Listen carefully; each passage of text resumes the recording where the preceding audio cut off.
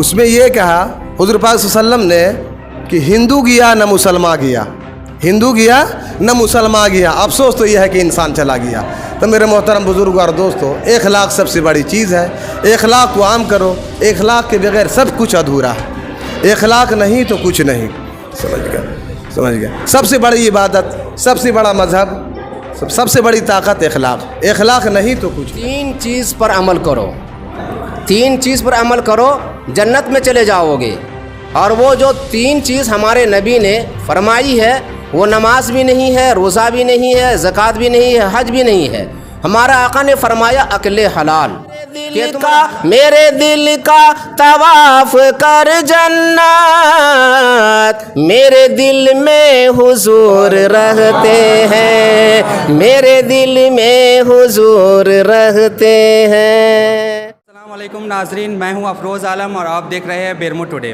ابھی ہم جریڈی بازار کے جامع مسجد میں موجود ہیں۔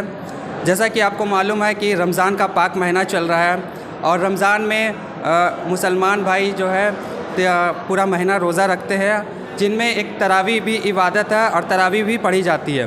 تو آج جریڈی بازار جامع مسجد میں تراویح میں قرآن مکمل کر لیا گیا ہے، اور ہمارے ساتھ آج اس موقع پر بات کرنے کے لیے جامع مسجد میں جو تقریباً 30 سالوں سے تراویح پڑھاتے آ رہے ہیں حافظ مظفر صاحب جی، تو ان سے بات کرتے ہیں۔ سب سے پہلے آپ کو بیرمو ٹوڈے میں بہت بہت سواگت ہے جی الحمدللہ۔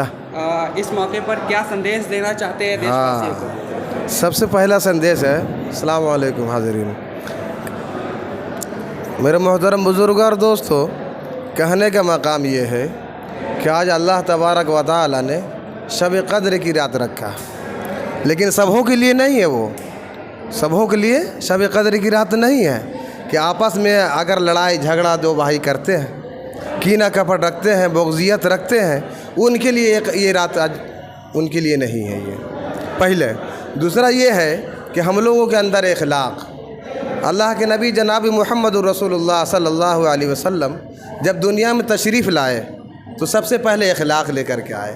نماز بعد میں آئی، نماز خوب پڑھیے نماز، اللہ کی عبادت خوب کیا جائے، لیکن اگر اخلاق نہیں تو نماز نہیں، کوئی عبادت نہیں۔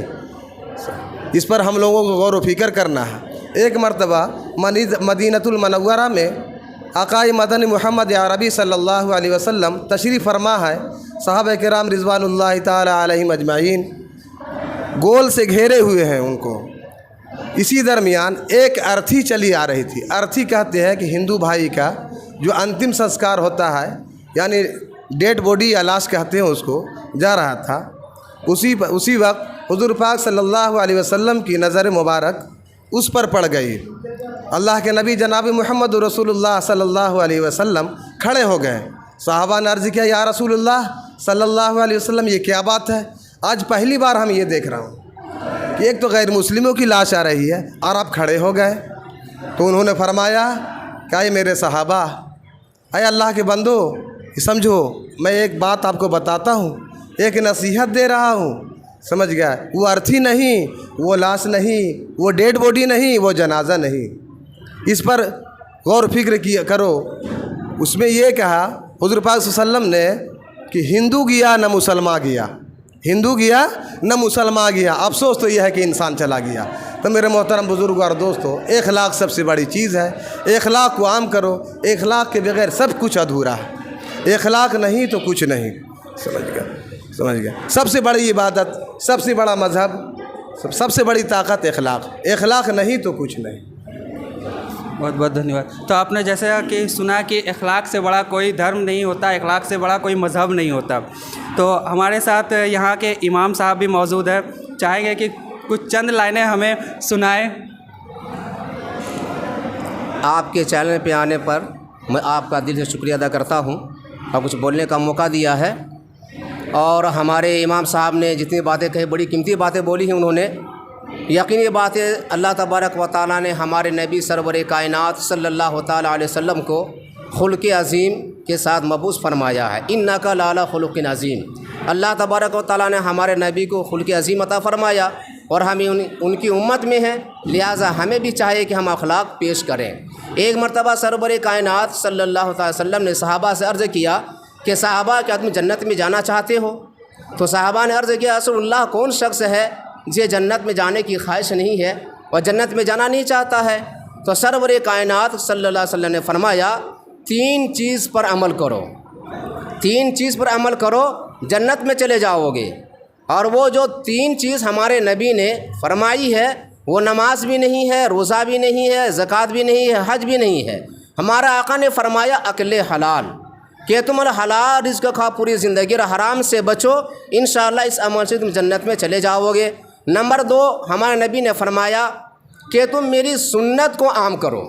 اگر تم میری سنت کا عام کرو گے، سنت پر عمل کرو گے اور غیر سنت سے بچو گے، غیر کے طریقے سے بچو گے، اسلام کو فالو کرو گے، اسلام کے کہنے کے مطابق، اسلام کے بتائے ہوئے طریقے کے مطابق چلو گے، تو انشاءاللہ تم جنت میں چلے جاؤ گے۔ ہمارے نبی صلی اللہ علیہ وسلم نے فرمایا کسی کو تم تکلیف مت پہنچاؤ۔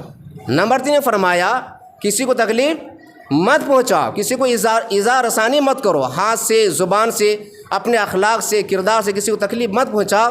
انشاءاللہ یہ 3 چیز پر عمل کرو گے تو جنت میں جانے کے لیے کوئی چیز واسطہ رکاوٹ نہیں بنے گی۔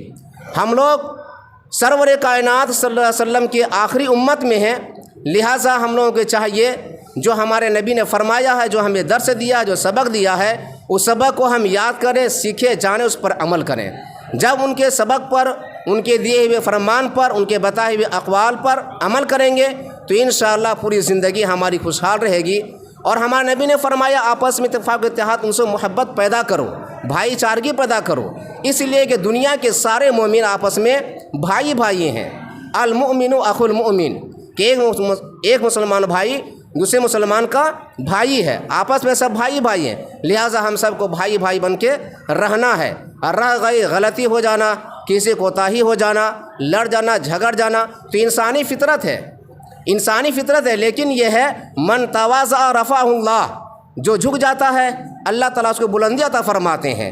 اس لیے جو شخص سبقت کرتا ہے سلام کرنے میں یا اپنی غلطی کی اظہار کرنے میں، اللہ تبارک و تعالیٰ اس کو بلندی عطا فرماتے ہیں۔ اللہ تعالیٰ ہم سبھی کو ایک و نیک بنائے۔ آج 21ویں کی شب ہے، شب قدر، جس میں بتائی گئی ہے کہ 21، 23، 25، 27، 29 یہ شب بتائی گئی، ان میں سے آج کی رات ہے۔ آج کی رات ہم لوگوں کو چاہیے کہ سب آپس میں ہم لوگ ملے جلیں، کسی سے لڑائی جھگڑا ہے تو اسے دور کریں، اس لیے کہ شب قدر کے رات بھی چند شخص ایسے ہیں جن کی مغفرت نہیں ہوتی، ان کی دعا قبول نہیں ہوتی۔ ان میں سے ایک ہے شرابی شخص ہے، ماں باپ کا نافرمان شخص ہے، آپس میں لڑنے جھگڑنے والے ہیں، آپس میں عداوت، دشمنی، بغض و کینہ رکھنے والے ہیں، اور اللہ کے ساتھ شریک کرنے والے ہیں۔ تو جن کے ساتھ اگر یہ چیزیں پائی جاتی ہیں تو ان سے میں گزارش کروں گا پورے عالم اسلام کے مسلمانوں سے کہ بھائی اگر یہ چیزیں کسی کے پاس پائی جاتی ہے تو ان چیزوں کو دور کریں اور ان تمام چیزوں سے بچتے ہوئے اللہ اور اللہ کے نبی کے فرمان کے مطابق زندگی گزاریں۔ اور کیا سندیش دینا چاہیں گے؟ میرے محترم بزرگ اور دوستوں، میں بتانا یہ چاہ رہا ہوں کہ اللہ کے نبی ہیں لوط علیہ السلام، بہت اللہ کے قریب جلیل القدر پیغمبر۔ ان کے زمانہ میں ایک بوڑھیا آئی ان کے پاس بچے کو دم کرانے کے لیے، سمجھ گیا کہ اللہ کے نبی میرا بچہ جو ہے بھول نہیں رہا ہے، بہت تکلیف میں ہے، اس کو دم کر دیجئے۔ لوط علیہ السلام اللہ کے نبی فرما رہے ہیں کہ اچھا یہ بتا کہ بچہ کے کتنا عمر ہو گیا؟ تو فرمانے لگے کہ 400 برس۔ ارے باپ، 400 برس اور بھی بچہ ہے، بھولتا نہیں ہے۔ لیکن سنو، اس بڑھیا کو بتانے لگے اللہ کے نبی، سنو ایک نبی آ رہے ہیں اور آ چکے ہیں، اول اور آخر نبی جناب محمد رسول اللہ صلی اللہ علیہ وسلم، ان کے امت 60-70 برس کی زندگی گزاریں گے اور ایسی ایسی مکانیں بنائیں گے، ایسی ایسی گاڑیاں نکالیں گی، ایسی ایسی ہوائیں چلائیں گی کہ دنگ رہ جاؤ گے۔ فرمانے لگی اس بڑھیا نے کہ اللہ کے نبی اگر اس زمانے میں میں ہوتی تو ایک درخت کے نیچے زندگی گزار لیتی، ہمیں مکان، گاڑی، بنگلہ اس سب کی ضرورت نہیں ہے۔ لیکن فرمانے لگے کہ وہ اللہ کے نبی ہیں کیا، کہاں ہیں، کیسے ہیں، ہم کو مطلب ان سے ملنا ہے، دیکھنا ہے ان کا۔ بولے ٹھیک ہے بیٹھ جاؤ۔ اللہ کے نبی سے جب ان کی ملاقات ہوئی، سمجھ گیا، فرمانے لگے کہ اچھا اللہ کے نبی میں آپ پر قربان جاؤں एक बात ये बता दीजिए, आपकी उम्मत 60, 70, 80 बरस की उम्र गुजारते हैं और एक से एक मकानात बनाएंगे, बंगला बनाएंगे, गाड़ियाँ बनाएंगे। अल्लाह के नबी ने फरमाया कि जो ईमान रखता हूँ मुझ पर अल्लाह के अताअत पर और मेरे चलने वाले तरीक़े पर यानी सुन्नत पर, समझ गया, मैं उसके साथ हमेशा के लिए वो अल्लाह के ख़ास बंदों में शामिल हो जाता है। फरमाया अल्लाह के नबी ने कि जब वो ज़माना आएगा, मेरे बंदे आएंगे तो सुनो, बहुत सी गाड़ियाँ निकालेंगे। एक गाड़ियाँ तो ऐसी है, मिसाल दिया उन्होंने कि जिसमें पत्ती होती है, उसको अगर उस गाड़ी को ठोकर में तड़पा दिया जाए तो वो बर्दाश्त नहीं करेगा, पत्ती टूट जाएगी। लेकिन बहुत सी गाड़ियाँ ऐसी हैं कि बेगर पत्ती की होंगी, जिसमें शाकर लगी हुई है, शौकर जिसको बोला जाता है, तो वो है कि जब वो ठोकर उससे तड़पाया जाएगा तो वो सह लेती है। हम मुसलमान बंदे, अल्लाह के नबी की उम्मत, जनाब मोहम्मद रसूलुल्लाह सल्लल्लाहु अलैहि वसल्लम की उम्मत ऐसा ही है कि एक दूसरे को दर्द और तकलीफ़ को सहने वाले बन जाए, समझ गया। इसी में कामयाबी, इसी में फलाह मबूदी है। बाकी अल्लाह। बहुत बहुत धन्यवाद। तो जैसा कि आपने सुना कि एक दूसरे के दर्द को सहने वाले और एक दूसरे से भाईचारगी बनाने वाले ही इस्लाम धर्म और मुसलमान कहे जाते हैं। तो इसी मौके पर चंद नातिया कलाम भी हम सुनना चाहेंगे और अपने दर्शकों को सुनाना चाहेंगे इमाम साहब से। कुछ नातिया कलाम सुना दें। वैसे तो नात खां अलग होते हैं, मुकर्रिर अलग होते हैं, कारी अलग होते हैं, मुफासिर मुहद्दिस हर एक का मर्तबा अलग अलग होता है, सब बटे हुए हैं। मैं नात खां नहीं हूँ, लेकिन अचानक जब मुझे कहा जा रहा है तो इंशाअल्लाह मैं आपके सामने एक कथा पेश करता हूँ, समाअत फरमाएं। एक बहुत बड़े बुज़ुर्ग गुजरे हैं, हज़रत मौलाना मुफ्ती महमूदुल हसन साहब देवबंदी रहमतुल्लाह अलैह। उनका मैं ये कथा आपके सामने पेश करता हूँ। तुझ में हो रो कसूर रहते हैं, तुझ में हो रो कसूर रहते हैं, मैंने माना ज़रूर रहते हैं। तुझ में हो रो कसूर रहते हैं, मैंने माना ज़रूर रहते हैं। मेरे दिल का तवाफ़ कर जन्नत,